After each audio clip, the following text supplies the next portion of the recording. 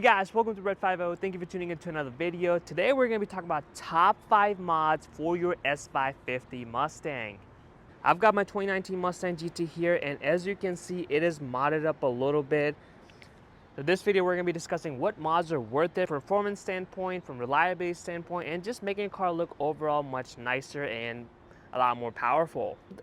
Now the build that currently sits right now is pretty much what 90% of you would do basically on your Mustang. You're not going to go too heavy, so I'm not going to get into the boost or any of the crazy E85 setup.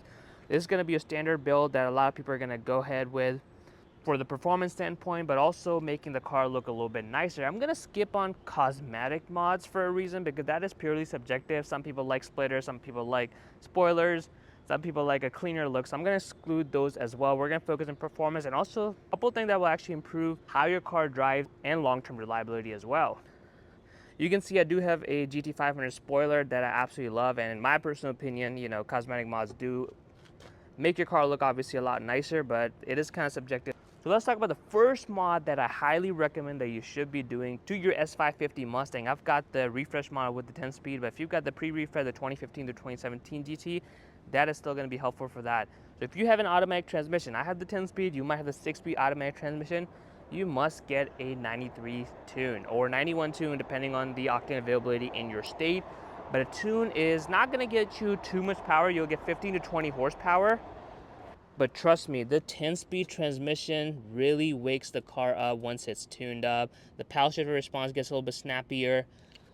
Gears are held longer, and it's just a lot more enjoyable to drive. You will feel some power difference too. I recently went from the stock tune to the power tune with the 93 tune, and you can definitely tell the difference, but the 10-speed transmission is really going to help with that. But yeah, any tune is really gonna wake up your 10-speed transmission. I personally went with Lund Racing tune. You can do any of the reputable tuners. They're really gonna change the shift points. It's gonna hold the gears longer and get you in the power band. It's gonna make the 10-speed Mustang or even the 6-speed auto Mustang a lot more fun to drive. Now, if you do have a stick shift Mustang, it's not gonna change obviously the shift points because you're in full control, but you'll still get a little bit more power in terms of getting it from your NA setup. So you get like 15, 20 more horsepower that you'll enjoy a little bit, but definitely the automatic transmissions are really gonna be woken up with a tune. So I highly recommend it's the first mod you should do before you even get the colder intake, long tube headers, or any of the mods. Just start with a basic tune, with a 93, 91 tune, with one of the reputable tuners, and it's gonna totally transform how your car drives. Now, the second one on my list is going to be tires, because what good is the power if you can't put it down? And if you guys know the Mustang, they come with 255, 235 stock tires, unless you're getting a Performance Pack 1, and that to me can barely hold any power. When I had the 255 tires on this, and every time I would get on it, it would just get squirrely. It just was not fun. You had 460 horsepower stock, but if you can't use it, what good is the power if you can't put it down? So I highly recommend upgrading your tires. I went with the 285 tires. As you can see, they're much wider than the stock ones, and I've got different wheels too.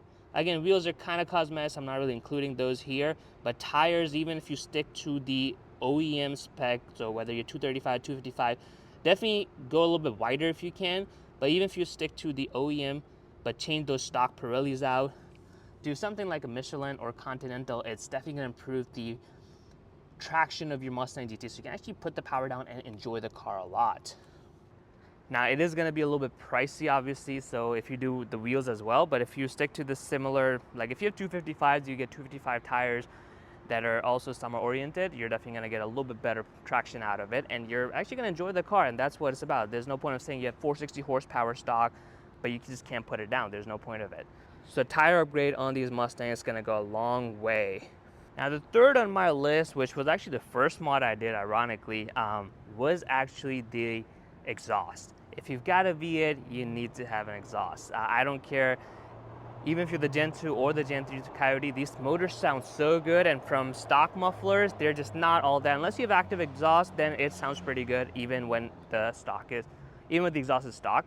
But if you want to go aftermarket, I definitely recommend whether you do resident or delete or go full catback system. I have a Course Extreme on mine, and it sounds absolutely amazing. Take a look for some of these clips here.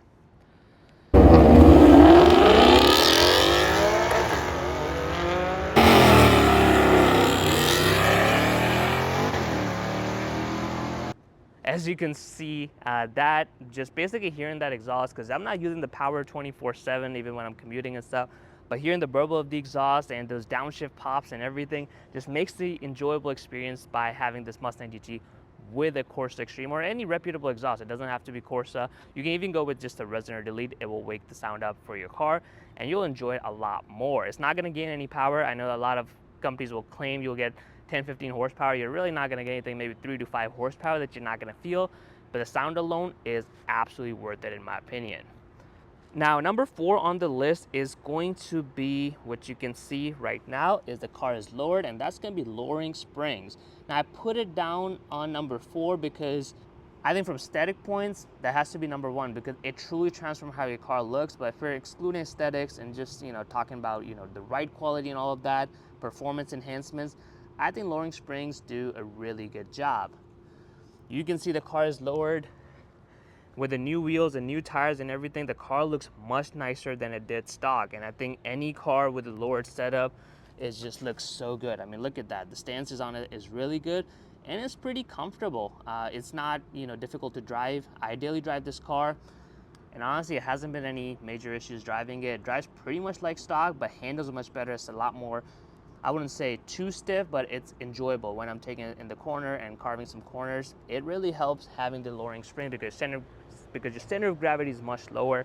So from a performance standpoint, I recommend that, but the reason I put on number 4 because depending on what your daily commute looks like, you might not want to get a lowered car if the roads around you aren't nice, or if there's no windy roads and you just pretty much go straight shot. But yeah, lowering springs definitely help make this car look much nicer than it did stock. And to me, just the combination of wheels, tires, and lowering setup transformed the car completely. It looks much nicer compared to when it did stock, and I'm so glad I went with this setup. And the last item on my list for your S550 Mustang is going to be something from a reliability standpoint a lot of people won't do, but that is going to be the GNL oil separator or any oil separator. I was kind of against it. I actually didn't do this mod for a very long time because I didn't think it was gonna give me any benefit because I wasn't tracking the car, but I ended up buying it just to see what it's like.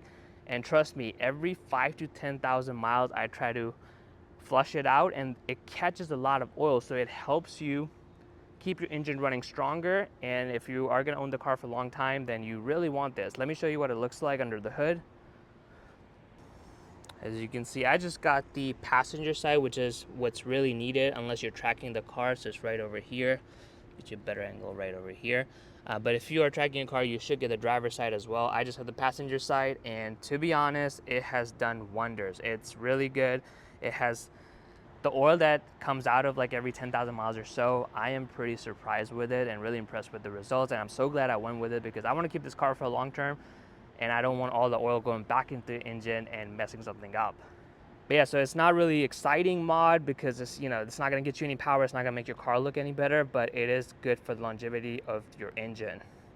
But yeah guys, these are the top 5 mods you can do on your S550 Mustang GT. I went a little bit on a different order, but now that I've done them all and I've done all the research, I think this is probably the best order you should do them in. So if you just picked up a Mustang GT or you're looking to pick up your Mustang GT, I hope this video has helped you out. Of course, subscribe to Red 50 for more videos.